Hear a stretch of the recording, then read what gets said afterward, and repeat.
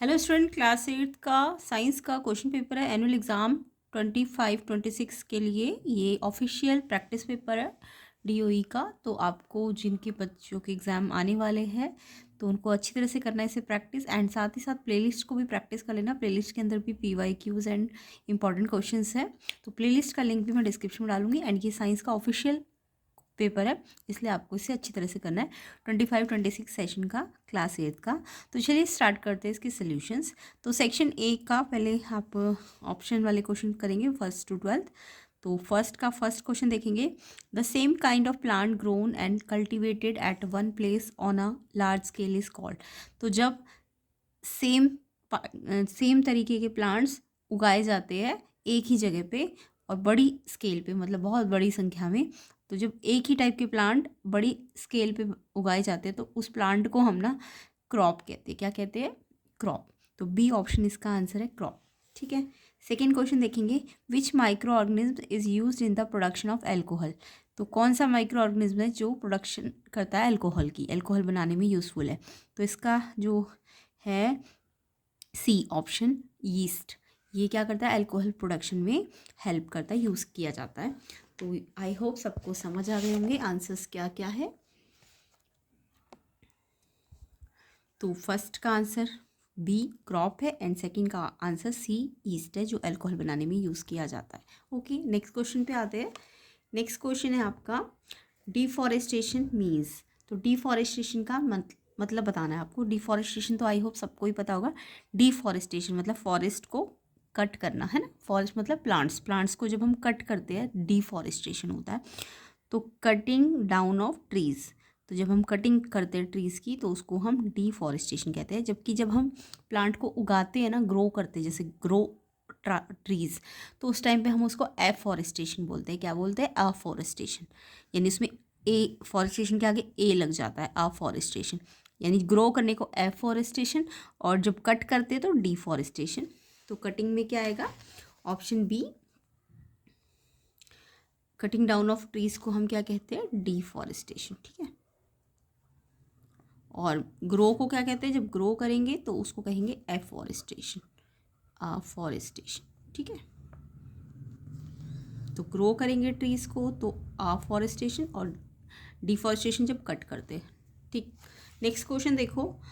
तो option B इसका answer है। फोर्थ का देखो। The change that occur at puberty, the changes that occur at puberty are control by. तो puberty में जो चेंजेस होते हैं उनको कंट्रोल कौन करता है? तो प्यूबर्टी एक ऐसी स्टेज जिसमें चेंजेस होते हैं ना टीनेजर्स में, तो उनको कंट्रोल कौन करता है? उनको कंट्रोल करते हैं हार्मोन्स। बी ऑप्शन इसका आंसर है, हार्मोन्स। नेक्स्ट क्वेश्चन पे आते हैं। Fifth, a chemical process in which a substance react with oxygen to give heat. तो एक केमिकल प्रोसेस जिसमें एक सब्सटेंस पहले ऑक्सीजन से रिएक्ट करेगा एंड देन हीट देगा। तो ये आपने डेफिनेशन भी पढ़ी होगी कि जब हम किसी चीज़ को ऑक्सीजन से रिएक्ट करते हैं यानी बर्न करते हैं, ऑक्सीजन से रिएक्ट करने का मतलब बर्न करना उसको, तो उस टाइम पे केमिकल प्रोसेस को हम कंबशन कहेंगे। क्या कहेंगे? कंबशन। तो जब भी ऑक्सीजन के साथ रिएक्शन होगा, मतलब ऑक्सीजन के साथ बर्न करेंगे, है ना, तो हीट मिलेगी, तो कंबशन रिएक्शन होगा। तो ये कंबशन रिएक्शन की एक्चुअल में डेफिनेशन भी है, याद भी कर लेना। तो इसका आंसर क्या आ जाएगा? फिफ्थ का आंसर सी कंबशन आएगा एंड फोर्थ का बी हार्मोन्स आएगा। ओके, नेक्स्ट में आते हैं। नेक्स्ट है the lowest temperature at which a substance catches fire is called. तो ये भी डेफिनेशन ही है एक तरह से, इसको भी आप याद रखना, डेफिनेशंस भी याद कर लेना डायरेक्ट।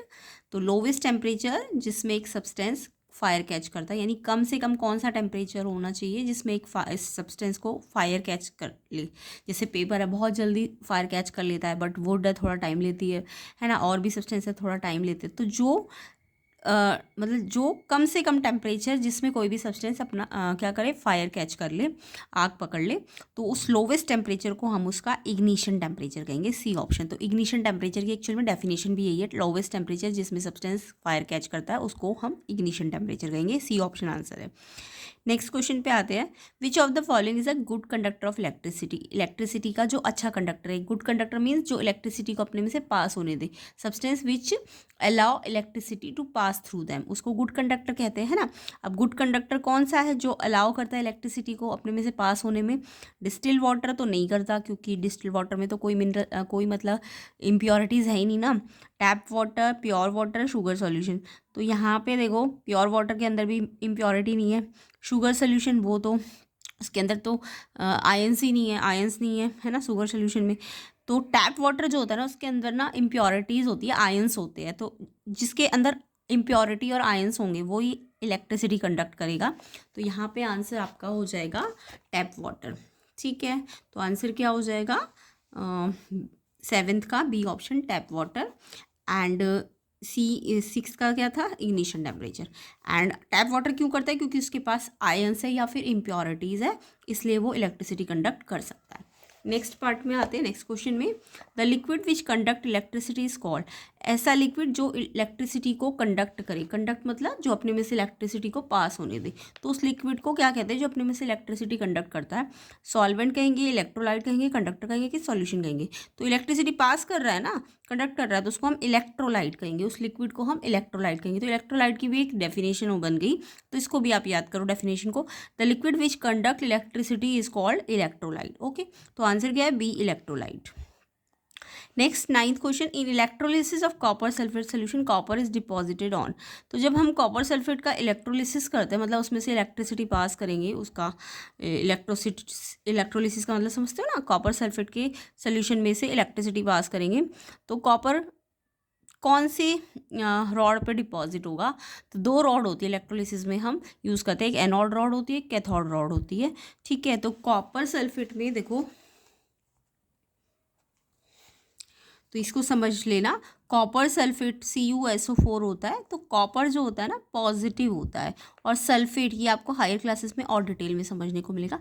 कॉपर पॉजिटिव आयन होता है और सल्फेट आपका नेगेटिव आयन होता है। ठीक है, ये पॉजिटिव आयन होता है और ये आपका नेगेटिव आयन होता है। ओके, तो जो पॉजिटिव आयन है ना वो कैथोड पे जाता है, क्योंकि कैथोड नेगेटिव होता है। कैथोड का साइन कैसा होता है? कैथोड का साइन नेगेटिव है इलेक्ट्रोलिसिस में, बट नेगेटिव है तो उसके पास पॉजिटिव वाला जाएगा। तो कॉपर सल्फेट में पॉजिटिव कौन है? कॉपर है। तो कॉपर किधर जाएगा? कैथोड में, क्योंकि वो खुद नेगेटिव टर्मिनल है। तो नेगेटिव टर्मिनल बोले तो कैथोड होता है, याद रखेंगे।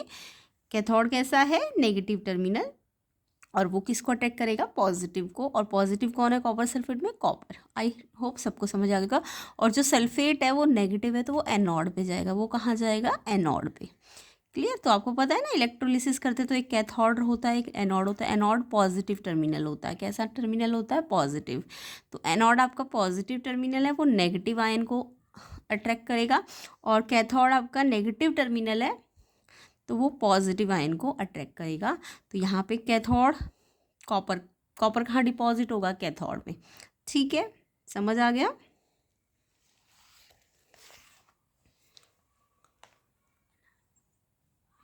तो कैथोड खुद कैसा है? Negative terminal. कैथोड कैसा टर्मिनल होता है? नेगेटिव। याद रखना, कैथोड अगर नेगेटिव टर्मिनल बोलेंगे, नेगेटिव टर्मिनल कौन सा है? कैथोड। और पॉजिटिव टर्मिनल कौन सा है? एनोड। बट अगर पॉजिटिव आयन हुआ, कॉपर सल्फेट में पॉजिटिव आयन कौन सा होता है? कॉपर। और सल्फेट कैसा होता है? नेगेटिव होता है। तो कॉपर पॉजिटिव किसके पास जाएगा? नेगेटिव टर्मिनल के पास जाएगा।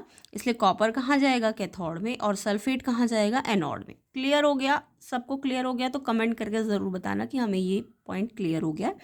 तो कमेंट सारे बच्चे करेंगे, एंड वीडियो को ज़्यादा से ज़्यादा शेयर भी करना है, ताकि आपको इसका कंप्लीट सोल्यूशन भी मिले, एंड और भी क्वेश्चन पेपर जो इंपॉर्टेंस है आपकी प्रैक्टिस करने के लिए प्लेलिस्ट के अंदर मिल जाएंगे। तो लिंक डिस्क्रिप्शन में है, तो आप ज़रूर चेक कर लेना। नेक्स्ट क्वेश्चन पे आते हैं। नेक्स्ट क्वेश्चन है 10th, when 2 forces act in opposite direction on an object the net forces. तो जब 2 फोर्स अपोजिट डायरेक्शन में लगते हैं किसी ऑब्जेक्ट के, तो नेट फोर्स जो आता है वो कैसा होगा? तो देखो, इसको आप ऐसे समझ सकते हो। देखो, जैसे मान लो आपने ये मान लो सेंटर है, ठीक है। आप फोर्स लगा रहे हो इस साइड, ठीक है, और बदले में आपका फ्रेंड मान लो इस साइड फोर्स लगा रहा है, तो इधर आपने 5 न्यूटन फोर्स लगाया, फोर्स को न्यूटन में मेजर करते हैं, मान लो 5 यूनिट फोर्स लगाया आपने, और आपका दोस्त जो है वो 2 का ही फोर्स लगा पाया, यानी यहाँ से ये कोई चीज़ उसका सेंटर ये है मान लो, ठीक है। अब यहाँ से वो फोर्स लगा रहा है इस पे कितने का, 2 यूनिट का, और इधर से आप लगा रहे हो 5 यूनिट का, तो जो नेट फोर्स है ना, यानी कि जो ऑब्जेक्ट है वो किस तरफ जाएगा, इस तरफ जाएगा ना जहाँ ज़्यादा फोर्स है। तो ये ज़्यादा फोर्स कितना कितना कितना डिस्प्लेस होगा, तो 5 थोड़ी ना होगा, इस ये भी तो 2 लगा रहा है ना, तो 5 में से 2 माइनस होएगा, यानी कितना 3। और ये आपको पता है ये वाली साइड नेगेटिव होती है और ये वाली साइड पॉजिटिव होती है, राइट साइड पॉजिटिव होती है, लेफ्ट साइड नेगेटिव होती है। तो नेगेटिव साइड में ज़्यादा फोर्स लग रहा है और पॉजिटिव साइड में कम फोर्स लग रहा है, तो ये जो नेट फोर्स होता है वो इन दोनों का तो डिफरेंस है। बट क्योंकि नेगेटिव वाला बड़ा है, 5 वाला बड़ा है ना, तो नेट फोर्स नेगेटिव डायरेक्शन में लगेगा, यानी कि 3 से इधर चली जाएगी वो ऑब्जेक्ट जो है, 3 यूनिट के फोर्स से किधर डिस्प्लेस हो जाएगी, इस साइड जहाँ फोर्स ज़्यादा होता है, ठीक है। फॉर एग्जांपल आप इस साइड से 5 लगा रहे हो बट इस साइड से वो सिर्फ 3 लगा पा रहा है, तो इधर से आपने +5 लगाया, इधर से उसने -3 लगाया, तो अब ऑब्जेक्ट किधर शिफ्ट होगा, इधर की इधर, इधर ज़्यादा फोर्स है ना, तो ऑब्जेक्ट इधर इधर मूव कर जाएगा। और कितने से मूव करेगा, 5 - 3 2 से, और 2 कैसा है, बड़ा नंबर प्लस, तो 2 आपका इस डायरेक्शन में चला जाएगा। तो यही पूछ रहे हैं कि जो नेट फोर्स होता है, नेट फोर्स का मतलब समझ गए, जो दोनों का डिफरेंस होगा, और किस डायरेक्शन में जाएगा, जिधर ज़्यादा फोर्स होता है, जिधर ज़्यादा, जैसे इधर ज़्यादा है तो इस डायरेक्शन में जाएगा, इस साइड इधर ज़्यादा था तो इस डायरेक्शन में जाएगा। तो होता नेट फोर्स क्या है, इन दोनों फोर्सेस का जो डिफरेंस लगेगा। तो जब एक फोर्स इधर लग रहा हो इधर, यानी अपोजिट फोर्सेज है ना, अपोजिट फोर्सेज जब भी लगेंगे तो डिफरेंस, नेट फोर्स हमेशा डिफरेंस के बराबर आता है।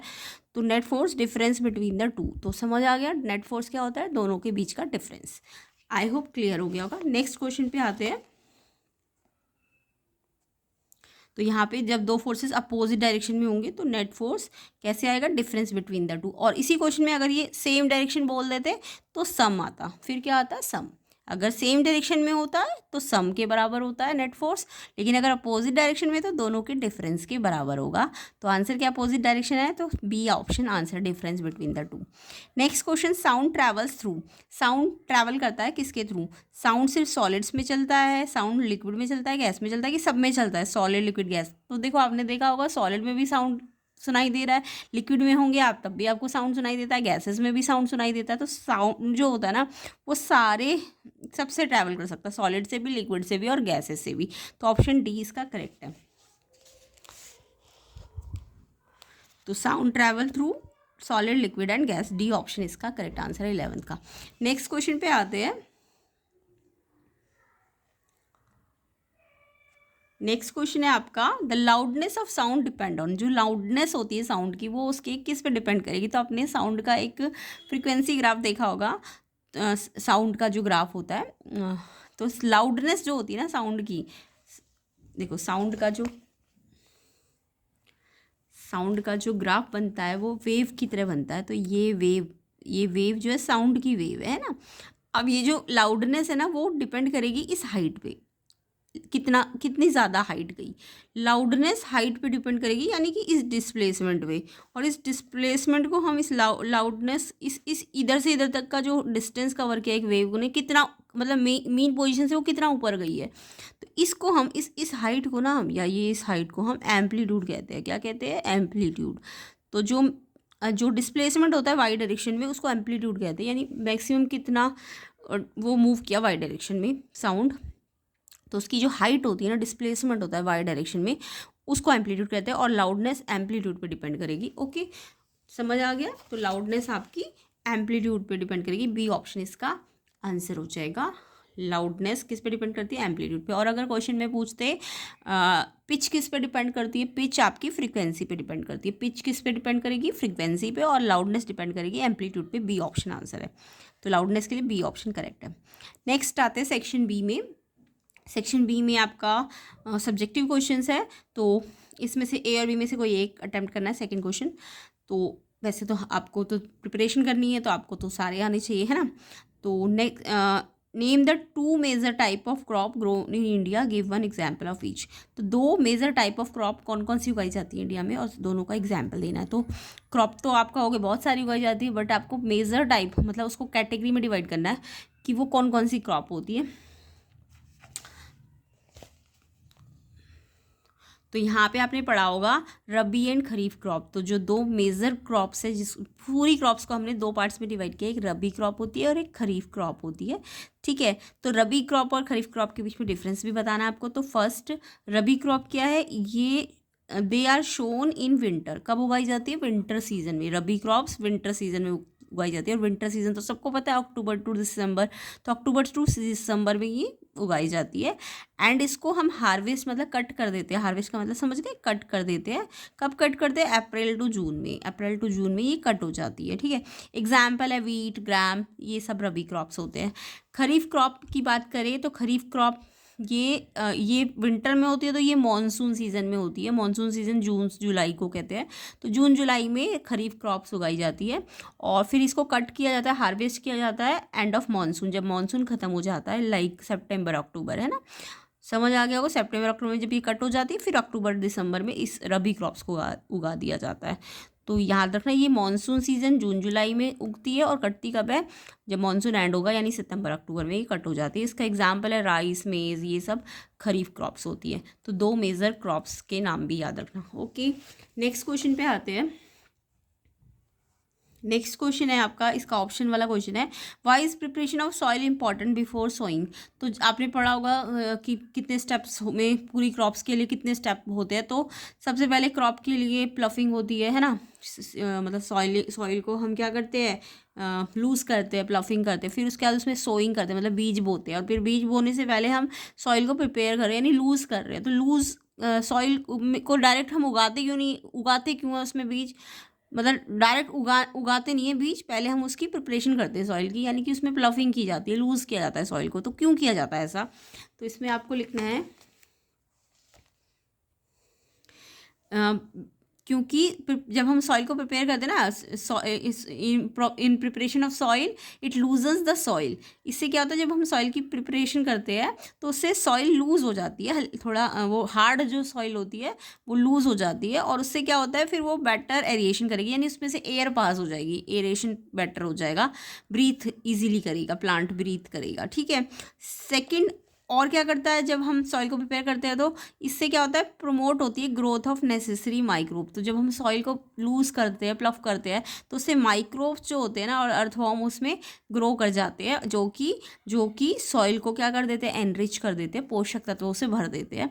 क्योंकि अगर आप बहुत दिन तक सॉइल को ऐसे ही पड़े रहने दोगे तो वो एक तरह से अनफर्टाइल हो जाएगी, है ना। यानी उसमें बंजर कहें हिंदी में। तो अगर हमें उसे बंजर होने से बचाना है तो हम क्या करते हैं, उसको लूज़ करते हैं, यानी उसमें प्लफ करते हैं। तो प्लफ करने से एक तो लूज़ होकर सॉइल एरिएशन बेटर होता है, हवा मतलब उसमें से एयर आसानी से पास होगी, जिससे प्लांट को ब्रीथिंग इजीली होगा। उसके अलावा ग्रोथ होगी नेसेसरी माइक्रोब्स अर्थवॉर्म की, जिससे सॉइल एनरिच हो जाएगी, है ना। तो इसके लिए हम सॉइल को क्या करते हैं, बीज बोने से पहले प्रिपेयर करते हैं। नेक्स्ट क्वेश्चन है third, name two changes that occur in boys at puberty. Puberty के टाइम पे चेंजेस होते हैं, तो बॉयज़ में क्या चेंजेस होते हैं, गर्ल में भी चेंज होते हैं, बॉयज़ में भी चेंज होते हैं। तो आपको बॉयज़ में चेंजेस करने, जैसे बॉयज़ की क्या होती है, साउंड चेंज हो जाता है ना, और हेयर ग्रोथ हो जाती है, मॉस्टेज ग्रो हो जाती है। तो ये आपको लिखना है। ओके, नेक्स्ट क्वेश्चन देखो, अटेम्प्ट करना है इधर ए और बी में से, what is Coke, right one use of it. तो कोक क्या है, उसका एक यूज़ बताना है। तो यहाँ पे कोक क्या होता है, क्वेश्चन नंबर है आपका क्वेश्चन नंबर 4। तो कोक क्या है, coke is a tough, porous and black substance. ये एक टफ, पोरस मतलब ये टाइट नहीं होता, पोरस होता है, और ब्लैक सब्सटेंस होता है। ठीक है, टफ, पोरस, ब्लैक सब्सटेंस होगा। It is pure form of carbon. ये क्या होती है, कार्बन की प्योर फॉर्म होती है। तो कार्बन की प्योर फॉर्म कोक है और ये टफ होती है, पोरस होती है, ब्लैक होती है।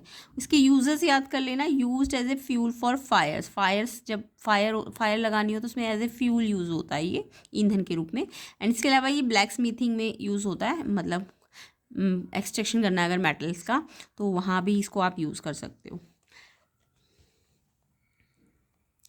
नेक्स्ट क्वेश्चन देखो, next question 5th, give one example each of friction being useful and, अच्छा इसमें ये भी है, how was petroleum form, petroleum कैसे बना है, तो इसमें से करना ये है, बट आपको सारे क्वेश्चन आने चाहिए अगर जिनके एग्जाम नहीं हुए।